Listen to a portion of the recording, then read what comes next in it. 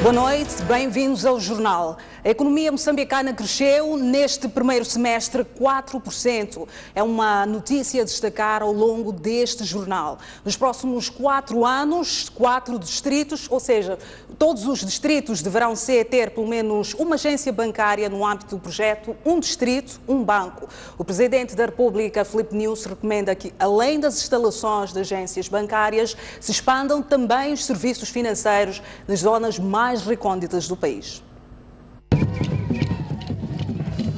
O Presidente da República, Filipe Nyusi, abriu hoje a terceira feira de inclusão financeira na cidade de Machis, em Inhambane. O evento, organizado pelo Ministério da Terra, Ambiente e Desenvolvimento Rural, tem como objetivo aproximar os serviços financeiros à comunidade, tendo em conta que perto de 90% da população moçambicana não tem conta bancária.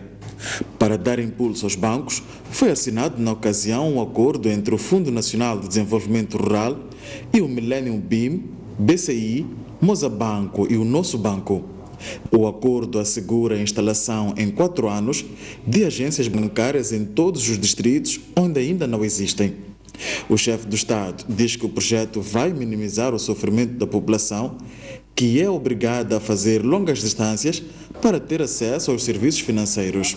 Em certos cantos do país, professores, médicos, enfermeiros, aposentados são obrigados a faltar aos seus programas durante dias para ter acesso aos seus salários.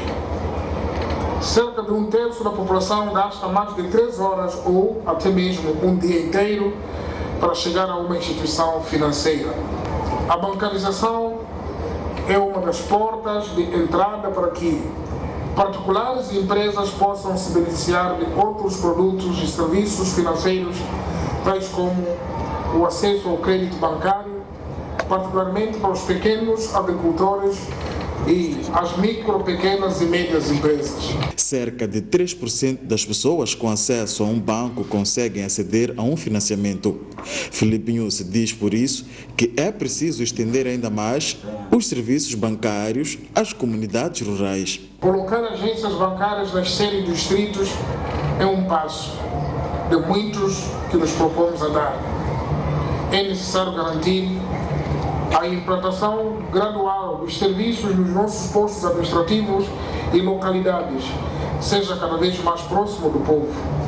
Aliás, já temos muitos postos administrativos e localidades, mesmo povoações, a ter esses serviços.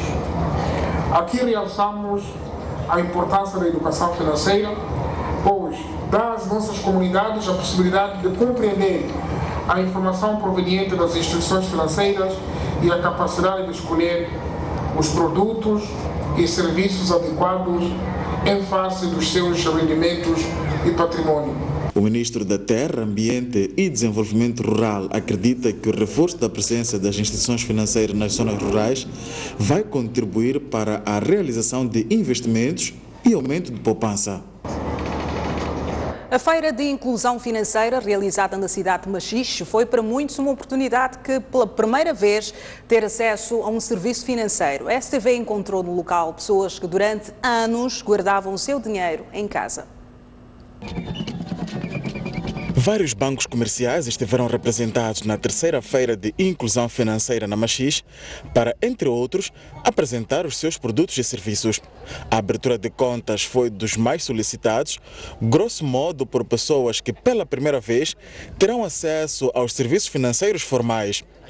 São na maioria comerciantes de zonas rurais que dizem que, apesar de movimentarem muito dinheiro, guardavam em casa ou ainda aplicavam nos chamados chitiques. Vem abrir conta? Sim. Não tem conta no banco, não? Não tem. Não tem. E onde é que vive? Bado.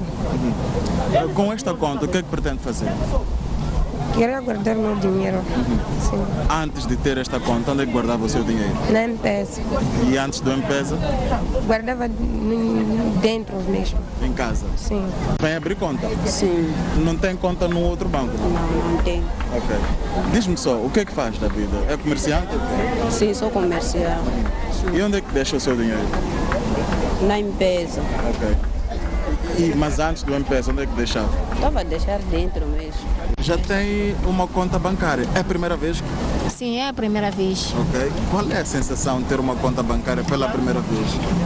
A minha primeira sensação é porque eu desejo depositar o meu dinheiro para ser mais reservado. Okay. Sim. O que é que faz? É comerciante ou o quê? Sou comerciante. E antes, onde é que deixava o seu dinheiro? Nas finanças do Chitique.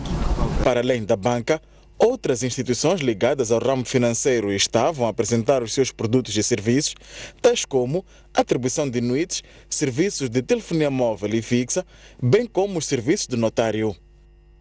A economia nacional cresceu 4% no primeiro semestre deste ano e abaixo de 6,3% registado nos primeiros 6 meses de 2015.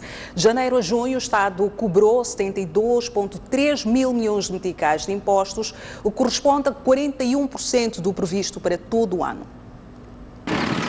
A economia moçambicana cresceu menos no primeiro semestre deste ano, quando comparado com o mesmo período de 2015. A informação foi anunciada esta terça-feira pelo Conselho de Ministros.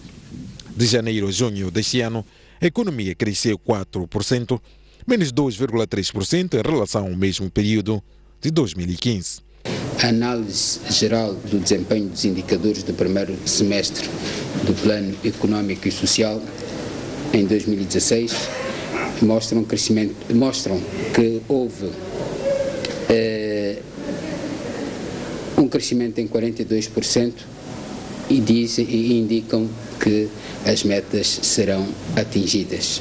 O valor dos impostos cobrados no primeiro semestre deste ano aumentou ligeiramente para 72,3 mil milhões de meticais, mais 400 milhões de meticais do que de janeiro a junho de 2015. E em termos de perspectivas, espera-se cumprir as metas, não obstante a situação de estiagem que o país enfrentou, a situação dos ataques por homens armados de Renamo, que tem estado a impedir o trânsito de pessoas e bens e a comercialização de produtos.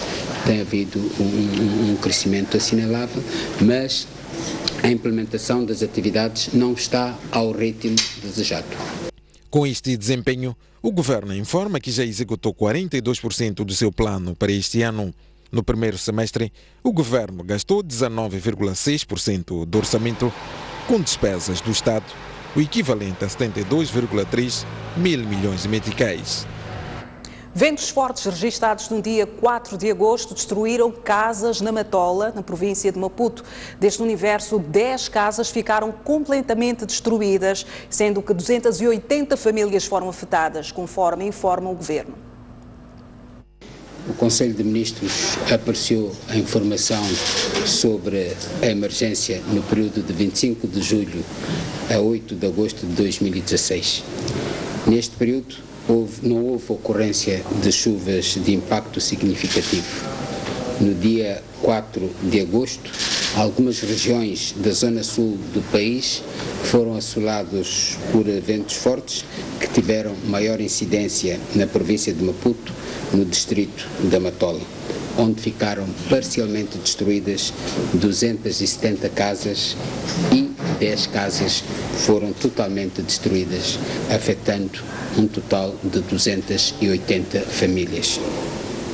Neste período, através do Instituto Nacional de Gestão de Calamidades, foram enviadas 1.128.000 toneladas de alimentos diversos para servir 107.950 pessoas. Mediadores do diálogo político reúnem-se amanhã com a delegação da Renamo no âmbito do processo da auscultação sobre a questão da governação nas 6 províncias que o partido reivindica. Hoje foi a vez da delegação do governo. Foram pouco mais de 2 horas de sessão à porta fechada entre os mediadores e a delegação do governo.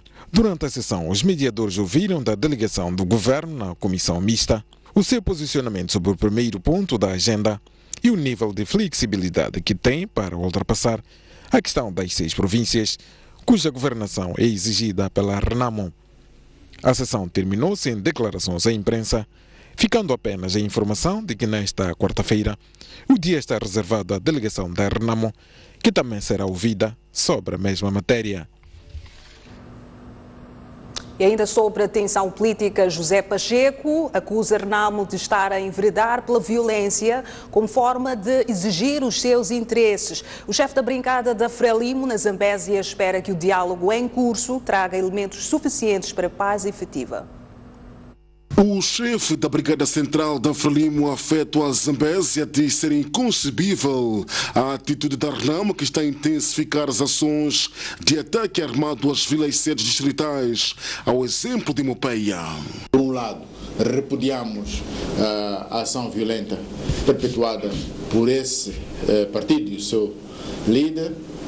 Por outro lado, também chamamos aos membros da Renamo para pôr mão à consciência e enveredar para uma convivência pacífica e harmoniosa com os seus irmãos, com cidadãos moçambicanos.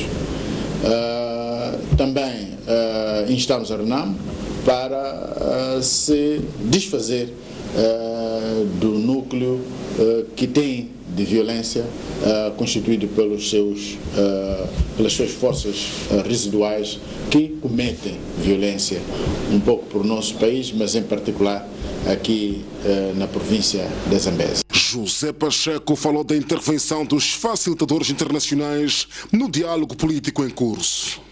Certamente, os facilitadores, tendo tido, acredito, algum momento de reflexão nas suas próprias sedes, regressaram a Moçambique e estão já a trabalhar.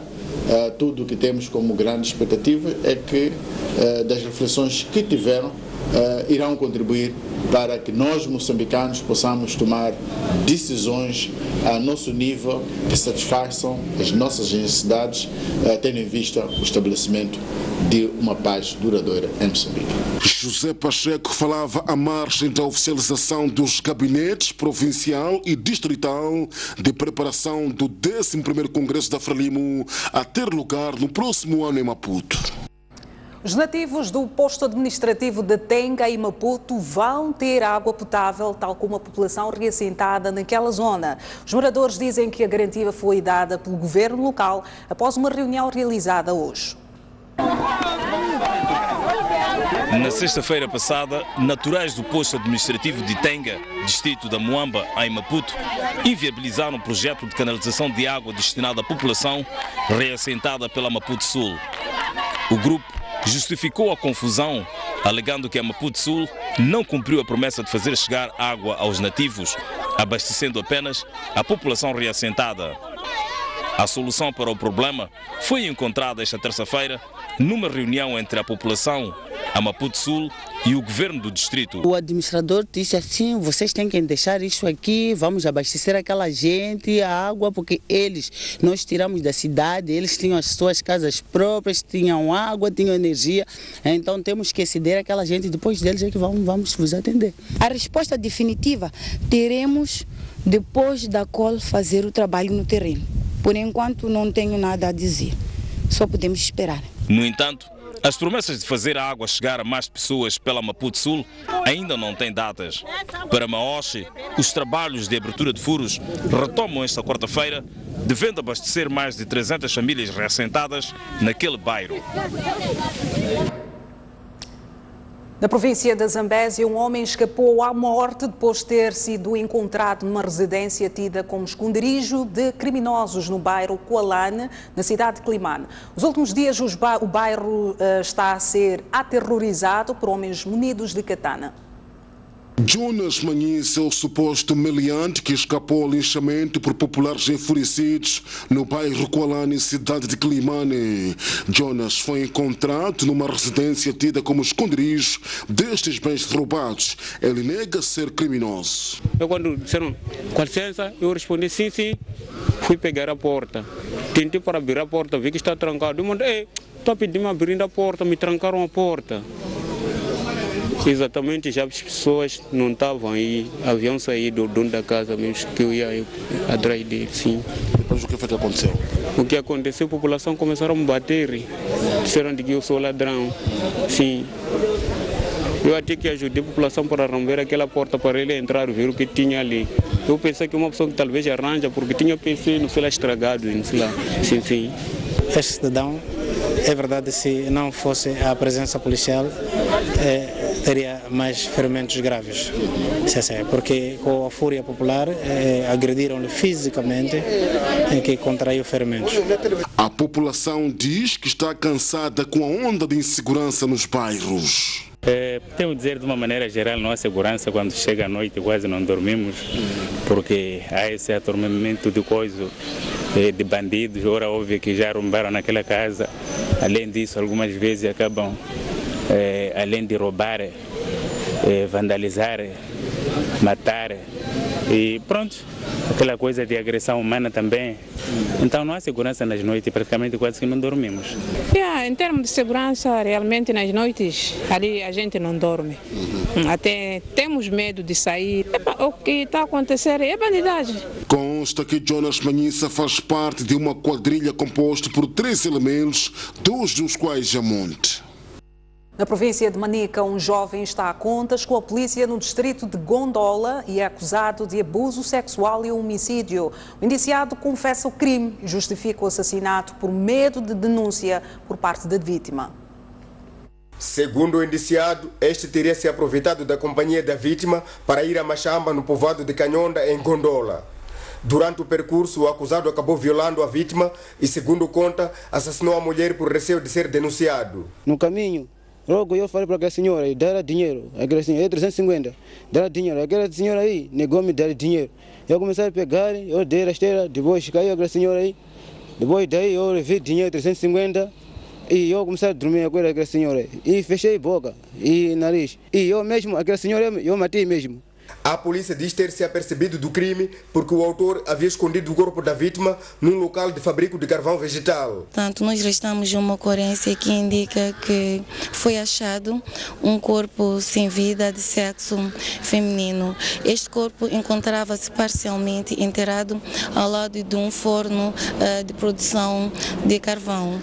Daquilo que podemos aferir, este corpo em vida pertencia a uma cidadã que foi convidada por sinal pelo seu vizinho para aquele ponto. Chegados lá, este vizinho manteve a cópula ilícita com a mesma e seguidamente tirou e, portanto, matou-a.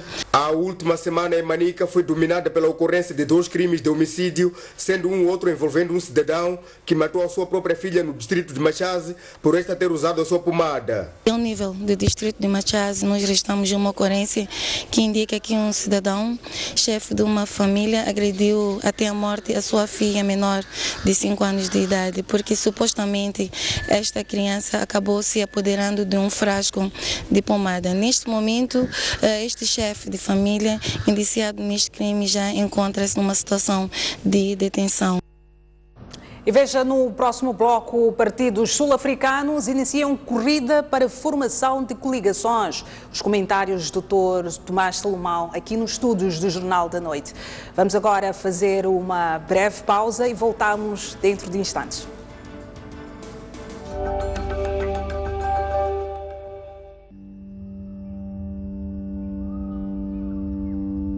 Em todo o mundo, os leões são reconhecidos como símbolos da vida selvagem, orgulho e poder.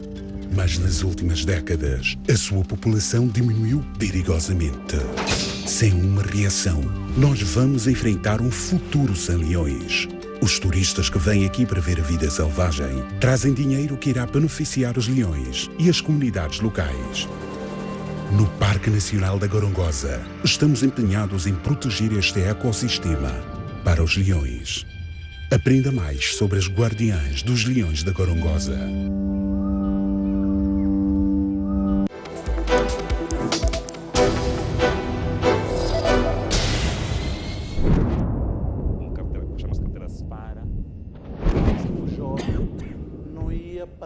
Assista esta semana. Debate da Nação. A população moçambicana, em 75 tem emprego. Se a juventude quer emprego no sentido clássico do termo, poderá ter dificuldades e isso levar a uma frustração. Nem por acaso que nós falamos de currículo baseado em competência, porque a competência ela difere da formação profissional. E a percepção que eu tenho é que as pessoas não têm uma preparação de base sólida que lhes confere competências de conhecimento. A questão de letras e ciências, até era o professor que orientava o aluno qual devia ser a inclinação do aluno. As instituições de ensino hoje tornaram-se fábrica de certificados. Mas nós estamos aqui a falar de um emprego ou de um trabalho que é negócio. E se é negócio, tem de haver alguém que está interessado em comprar. Porque vamos formar antropólogos, psicólogos, enquanto o país precisa de carpinteiros, serralheiros e mecânicos. Dentre os vários qualificadores ou indicadores, requisitos, tem um chave que em princípio nunca falha, que é experiência profissional. Quinta-feira, às 23 horas, na STV Notícias.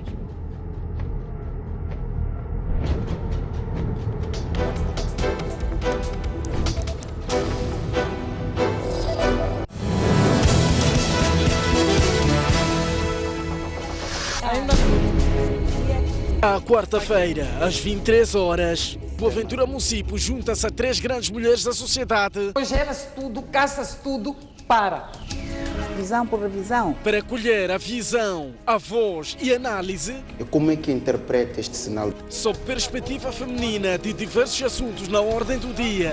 O que a Renam está a fazer é uma afronta ao Estado. É preciso cantar muito alto, bem. E que esse bem seja real. A arma e a guerra não são a forma de resolver os nossos problemas como cidadãos. Estão-se a manchar, vocês.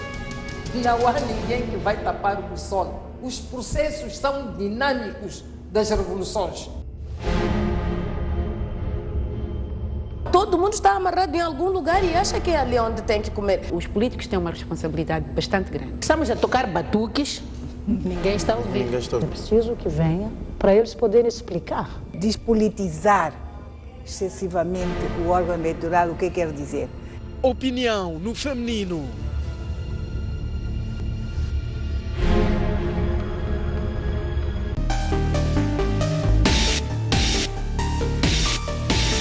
Senhor Abel, falamos a partir de Nampula, boa noite. Propostas concretas. Ninguém quer realmente a guerra. Onde a política sempre há conflito. É preciso debater para o bem do próprio país. Como resolver isto? Porque é um problema que nós todos estamos a passar. Mantermos a paz neste país. Já pode ler o jornal do País quando quiser e onde estiver. Quer saber como? O primeiro passo é ter a aplicação O País. Continua com dúvidas?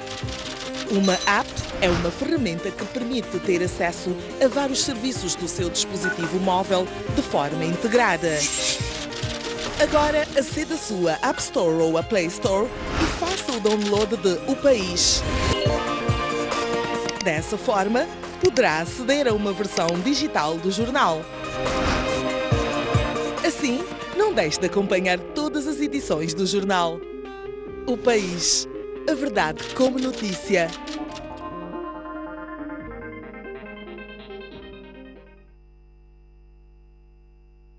Uma criança e um jovem desapareceram nas águas da Praia do Inos, aqui na cidade de Pemba. Combate ao crime é a palavra de ordem da chegada do líder da RENAM à cidade portuária de Natal. Davis Simango deixou ficar as seguintes considerações. A partir da cidade da Beira e com imagens de Manel Chicava. No interior desta viatura seguiam 4 ocupantes. A reunião que aprovou a primeira Constituição da República. Bairros periféricos das cidades de Maputo e Matola. A alma do magistrado calou-se precisamente neste local. As notícias do país cabem todas aqui.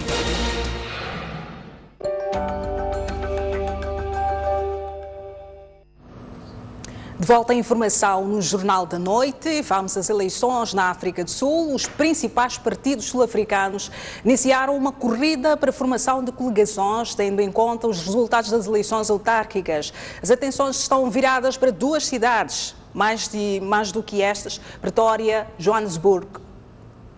As eleições autárquicas de 3 de agosto passado, o ANC de Nelson Mandela perdeu para a Aliança Democrática a cidade capital, Pretória.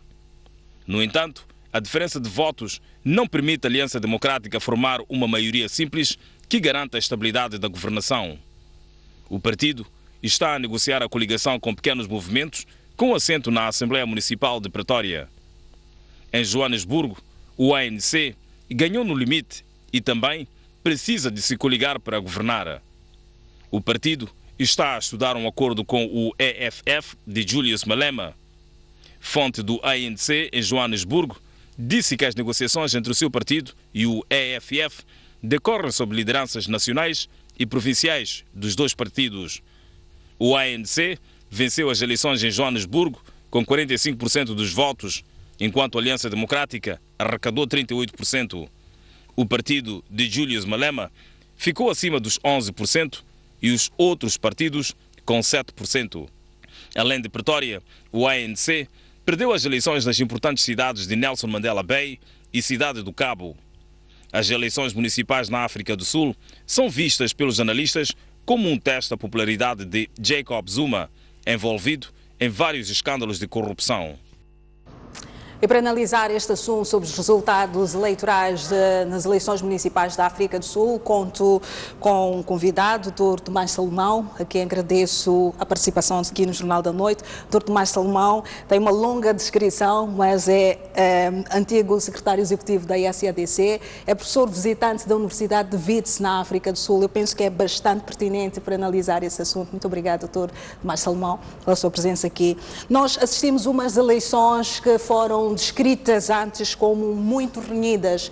O ANC perde algum eleitorado e tem abaixo de 60% de eleitorado no seu apoio, e temos a oposição a conquistar alguns redutos importantes na África do Sul. Falamos de Joanesburgo, Pretória, como a peça acabou aqui de descrever. Qual é a apreciação que faz destes resultados? Ficou surpreso? Boa noite. E obrigado pelo convite que me foi formulado para estar aqui e partilhar os meus pontos de vista sobre este assunto, que é obviamente de interesse para os próprios sul-africanos e para os países vizinhos. Nós temos umas eleições e temos resultados, estamos a falar de eleições autárquicas e eleições locais. A primeira coisa que é preciso ser observada é que elas provaram que a democracia sul-africana está viva e é uma democracia vibrante. E os países e os partidos agora vão ter que fazer uma coisa, que é coligarem-se para poderem fazer a gestão dessas cidades, desses municípios, partidos políticos que durante a campanha ou mesmo antes da campanha, se degladiavam no Parlamento, mas agora não tem outra opção do que conviver e trabalhar juntos. Eu penso que isto é importante para o reforço da democracia e para o reforço do ambiente democrático. Pessoas que anteriormente não se podiam ver, não se podiam olhar, agora vão ter que trabalhar em conjunto. Este é o primeiro aspecto. O segundo aspecto é que o grande vencedor destas eleições foi o eleitorado.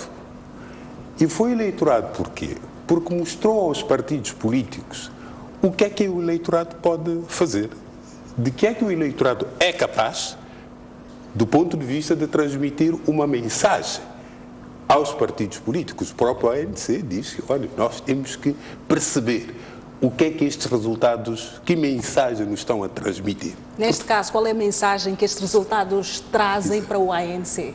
Mas, terceiro, o grande vencedor é o eleitorado. Por quê? Porque agora estes municípios vão ter que concorrer, vão ter que competir para mostrar que prestam serviço de qualidade às pessoas. E quem vai ganhar com isso? Seguramente vai ser o eleitorado.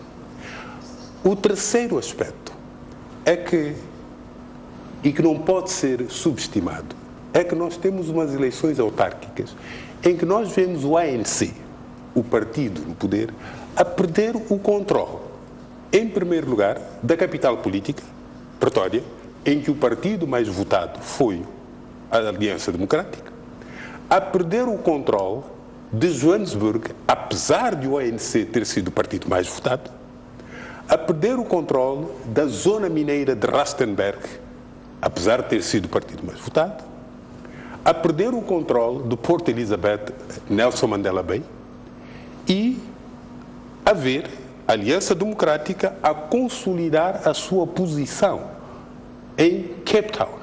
A impopularidade de Jacob Zuma, as questões de corrupção e a questão de maiores níveis de desemprego nesta economia que está arrefecida devido à crise global e não só na África do Sul, gerou um aproveitamento no caso da Aliança Democrática? É preciso perceber e olhar para os antecedentes que conduzem a estas eleições. Há 4 eventos que são determinantes neste processo. O primeiro evento é o chamado Maricana, onde foram mortos 34 mineiros pelas forças policiais. Isto, de alguma maneira, contribuiu para algum desgaste da imagem, portanto, do ANC e do seu governo. Este é o primeiro evento. O segundo evento é o famoso caso de Nkangia, a casa do presidente da República da África do Sul, presidente do ANC, que, bom, o assunto acabou por ser arrastado e acabou por ser resolvido pelo tribunal. Quando um tribunal decide, contrariamente àquilo que é a posição do chefe do Estado, a imagem do chefe do Estado fica desgastada. E este é o segundo aspecto que não podemos subestimar. O terceiro aspecto são as ligações de Jacob Zuma e a sua família com a família Guptas, que aparecem na África do Sul, não se sabe muito bem como, e começam a tomar conta de domínios económicos que antes eram do domínio de elementos das minorias brancas, mas, ao mesmo tempo, a tomarem determinado tipo de atitudes que não foram de grande apreciação por parte dos sul-africanos. Digamos que estas ligações não foram muito boas ao extremo de eles terem sido autorizados a aterrar na base aérea secreta, portanto, das Forças Armadas da África do Sul, Exatamente, sobre autorização. Mas o quarto aspecto de não subestimar é a decisão de o presidente Zuma remover o ministro das Finanças, Kangianen. Não quer dizer que o presidente não tenha autoridade para remover, tem autoridade constitucional para remover. Só que as implicações dessa decisão, quais foram? O rand caiu para proporções nunca mais vistas. A África do Sul, nos ratings internacionais, caiu. A economia começou a sofrer. Os sul-africanos que tinham as suas poupanças na Bolsa de Valores da África do Sul viram de um dia para o outro as suas poupanças a ficarem reduzidas a zero. Exatamente. Portanto, tudo isto junto contribuiu para desgastar esta imagem da África do Sul, do ANC e, obviamente, do seu respectivo presidente. E, naturalmente, vem dizer que não basta ser histórico para ganhar eleições. Quais são os recados que estes resultados eleitorais trazem para os partidos libertadores em África, incluindo a Frelimo em Moçambique? Eu penso que os dirigentes do ANC, alguns dos quais tenho falado, são meus amigos, converso com eles, eles próprios são claros e dizem que, olha, é preciso perceber qual é a mensagem que nos está a ser transmitida pelo eleitorado. Isto em primeiro lugar. Em segundo lugar, é preciso perceber que isto são eleições autárquicas. Ocorrem numa determinada zona geográfica onde as pessoas vivem e as pessoas têm os seus líderes. Quando acontecem eventos como aquele que aconteceu em Tswane, em que se impõe um candidato e todos nós tivemos a oportunidade de assistir às cenas de violência que ocorreram depois dessa imposição. O que é que sucede? Sucede que os votos do ANC ficam dispersos. O mesmo aconteceu na vila ou no município de onde o presidente Zuma vem, Kangia. O ANC perdeu. Por quê? Porque a pessoa que ganhou é um ativista do ANC, mas ele não ficou nas listas do ANC. E ele concorre como um candidato independente e acaba por ganhar, e não um candidato da África do Sul. Então, a mensagem é que, por um lado, é preciso olhar para a qualidade do serviço que se presta, mas, em segundo lugar, é preciso saber ouvir o eleitorado. Esta, eu creio que é uma mensagem e é um recado importante para todos aqueles que querem concorrer nestas circunstâncias. Essa é a minha opinião. Ficaram as leituras do Dr. Tomás Salomão, a quem agradecemos a participação aqui no Jornal da Noite. Vamos ver agora também as opiniões de Sérgio Vieira em relação aos resultados eleitorais na África do Sul. Na sua habitual opinião semanal no jornal O País, Sérgio Vieira analisa as eleições municipais na África do Sul e não tem dúvida nas conclusões. Os resultados eleitorais na vizinha África do Sul demonstraram que o nome do ANC, campeão da luta contra o maldito apartheid, sofreu descrédito resultante de negociatas, de um falso empoderamento que apenas beneficiou uma dúzia de chefões que se tornaram magnatas. Para Vieira, perder a capital do país, diversas municipalidades e estar em risco na principal cidade econômica do país resulta de vários fatores associados. Muitas as razões, mas a ganância e a cupidez, o nepotismo, estão à cabeça. O desprezo pelo povo e a sua vida pagam-se. Jovens sem emprego, sem habitação e com quase zero de perspectiva de progresso na vida, mostraram seu desagrado, até votando em demagogos de baixo nível e partidos com ligações com o regime maldito. De acordo com Vieira, os resultados do ANC devem servir de lições para partidos libertadores e governantes nos países vizinhos. Se as barbas do vizinho ardem, há que pôr as nossas de molho, diz o povo. O desagrado com a ANC para na fronteira sul-africana. Estarão felizes os cidadãos do Zimbábue, de Moçambique, sobretudo quando muitos deles entregaram todos os esforços à causa da libertação e construção do Estado.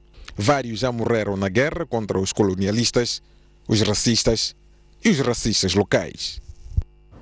E em São Tomé e Príncipe, Evaristo de Carvalho foi eleito na segunda volta em que ele concorreu sozinho, depois de desistência do atual presidente Pinto da Costa. As eleições foram marcadas por altos índices de abstenções. Pelo menos 54% dos 111.222 eleitores são-tomenses não votaram na segunda volta das presidenciais de domingo. O candidato único Evaristo de Carvalho obteve 42.058 votos, indicam dados provisórios avançados segunda-feira pela Comissão Eleitoral Nacional Local. Evaristo de Carvalho foi o candidato mais votado na primeira volta, a 17 de julho.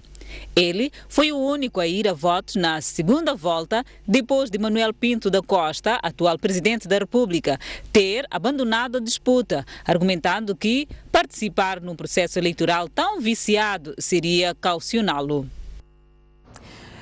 No próximo bloco, veja os destaques sobre o Congresso brasileiro que está a decidir neste momento o fim do processo de suspensão da presidente Dilma Rousseff. Mas antes vamos às previsões meteorológicas para amanhã. Nas principais cidades do país, a ter Maputo com máxima de 25 graus Celsius e mínima de 14 graus. Xaxai a contar com 23 graus e mínima de 15. Inhambane terá máxima de 24 graus e mínima de 13 graus Celsius. Na zona centro do país teremos a Beira com 25 graus máxima e mínima 20, Chimoio contará com 22 graus máxima e mínima de 13, Tete terá máxima de 30 graus e mínima de 16, Climane contará com 26 graus e mínima de 15 graus Celsius. No norte do país teremos a Nampula 25 graus máxima e mínima de 17, Lixinga contará com 24 graus e mínima de 12 e Pemba contará com temperatura máxima de 28 graus e mínima de 19 graus Celsius.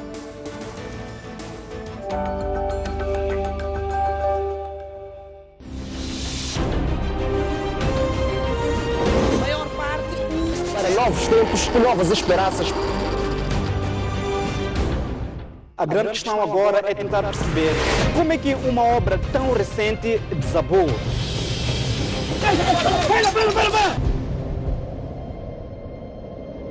Os animais perdem a luta pela sobrevivência. garanta a subsistência de milhares de pessoas que vivem no bairro de Ulengo. Apesar de todos os episódios de insegurança, as embarcações são a única alternativa para... Nesse terreno pequeno viviam 5 famílias. É pesado. É sempre bom ter um maior cuidado.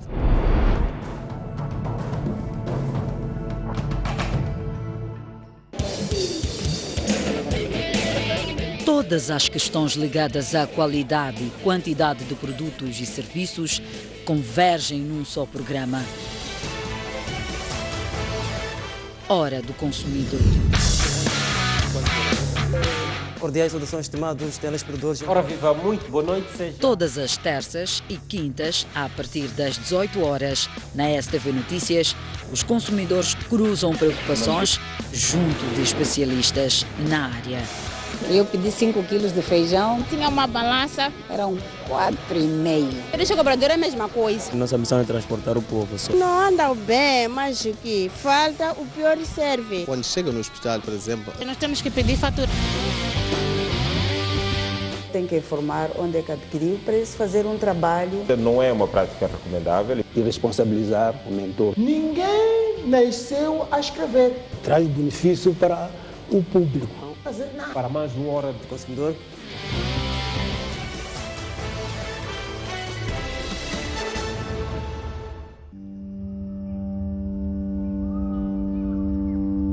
Em todo o mundo, os leões são reconhecidos como símbolos da vida selvagem, orgulho e poder. Mas nas últimas décadas, a sua população diminuiu perigosamente. Sem uma reação, nós vamos enfrentar um futuro sem leões.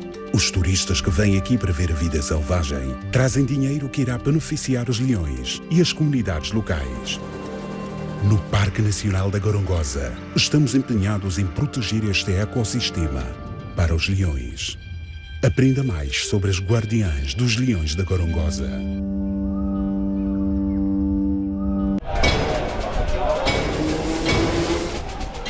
Os temas da atualidade desportiva. Análise dos lances. As jogadas polémicas.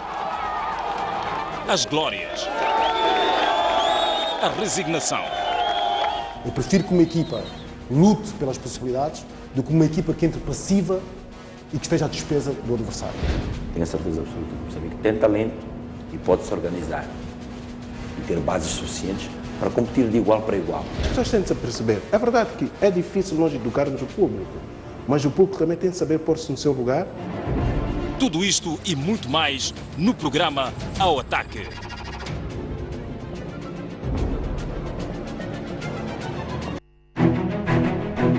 Mais um baú. Recordações, momentos épicos, momentos marcantes, grandes vitórias, campeões. Como é que o futebol começou na sua vida e o que é que foi o futebol? Eram todas equipas bem estruturadas com um futebol de tirar o chapéu. A gente jogava aqui na Baixa, saía da Baixa. Era obrigado a fazer o jogo dos Palaninhos. Antigos jogadores, paraquedistas, árbitros, pugilistas, médicos. O primeiro envolvimento direto foi como médico da seleção que foi aos Jogos Olímpicos, Moscou, 1950. Hoje já temos a capacidade de fazer diagnósticos e cirurgias artroscópicas. O paraquedismo começa quando eu via militares da Força Aérea saltar. A dobragem de paraquedas é uma coisa fundamental. Uma campeã nasce ou faz-se? Um talento tem que nascer, mas também não basta só nascer, tem que se fazer para ser campeão.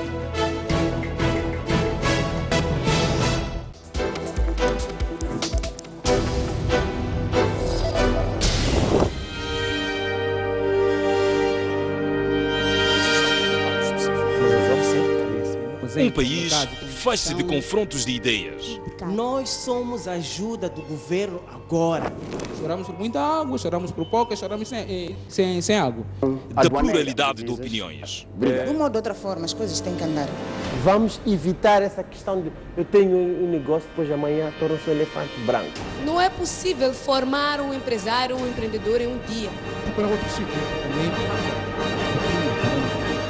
Nosso autocarro até aos 5 anos, aos 2 anos está arrebentado. Falar é muito simples e trazer dados também é a coisa muito simples. mas vamos à prática, não é o que se verifica o que está a dizer. Há muitos jovens que começam e têm vontade de continuar, mas não vão a lugar nenhum. O debate da nação é desta diversidade de pensamentos que é Moçambique. Essa diversidade. Empreender não são pequenos negócios, barracos, qualquer coisa.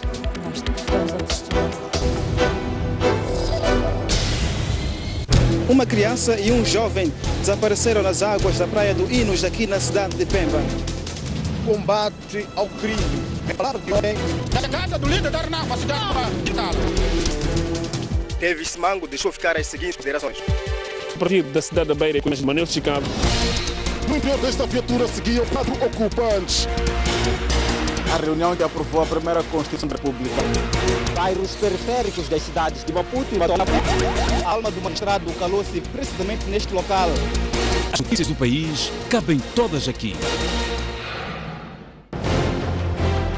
Um país sem ídolos é um país sem referências.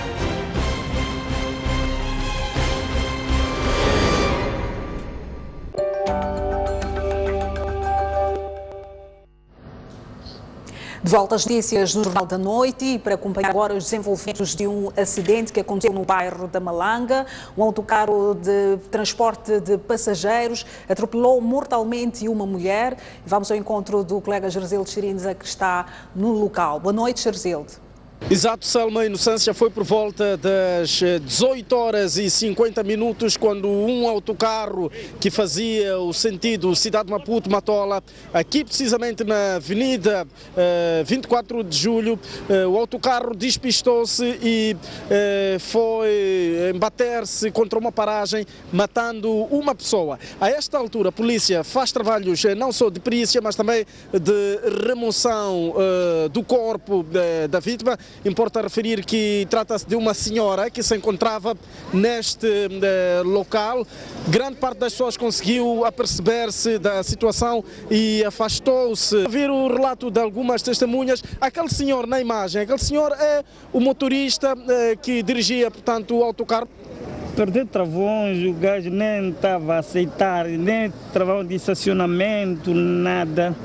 Eu tentei engrenar a retaguarda, não estava a aceitar nada, só fazia barulho, então não consegui. Meti no passeio, pelo menos eu podia pelo menos encostar uma das paredes. Então, essa senhora aqui, não lhe pisei, essa senhora só, ela por susto entrou embaixo do carro.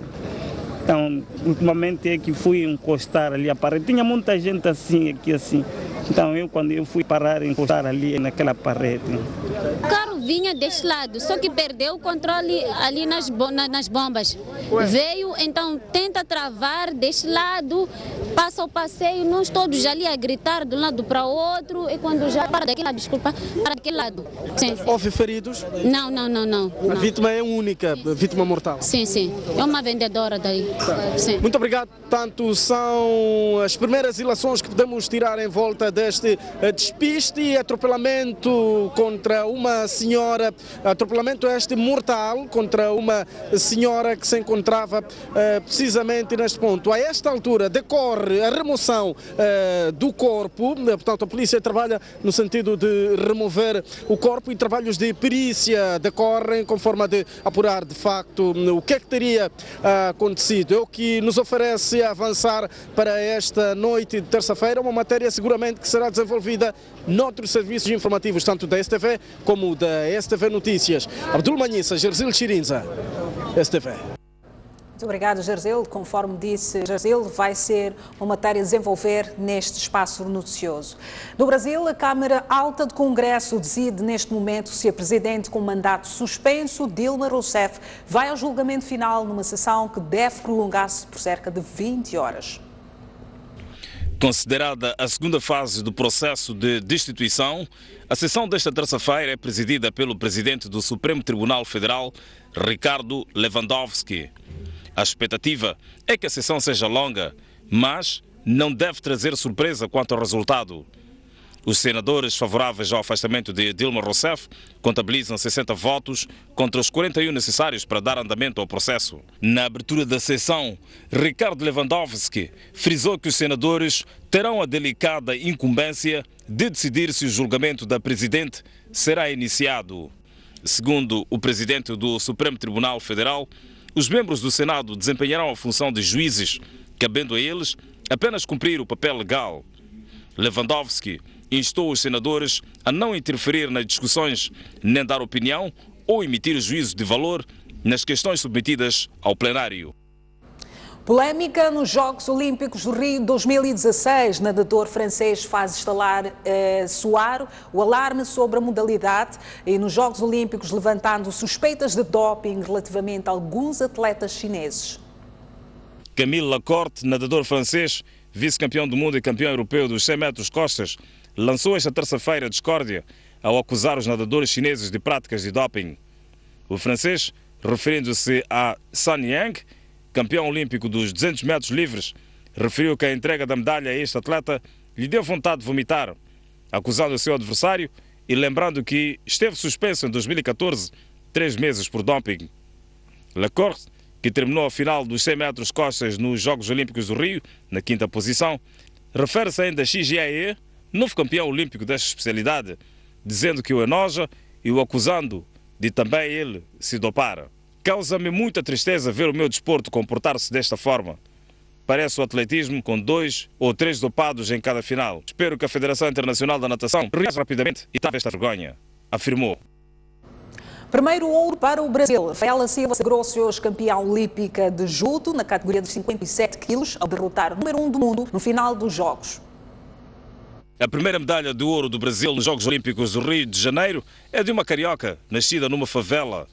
Rafaela Silva é a nova campeã dos leves 57 quilos do judo, após bater a mongol Sumia Dorisuren, atual líder do ranking mundial, nesta segunda-feira. Bastante emocionada no fim da luta, a atleta diz ter treinado muito depois de Londres 2012, porque não queria repetir o sofrimento. Lembre-se, ela foi eliminada na estreia ao aplicar um golpe ilegal. Depois da derrota, foi muito criticada.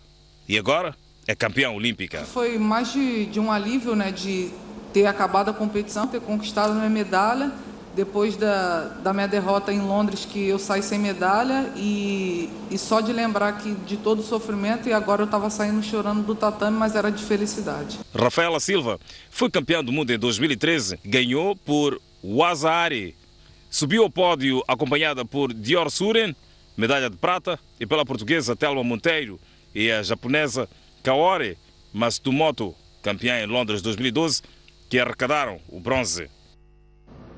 É o fim do Jornal de hoje. Obrigada pela audiência. Nos voltamos amanhã com mais informações. Boa noite e até amanhã.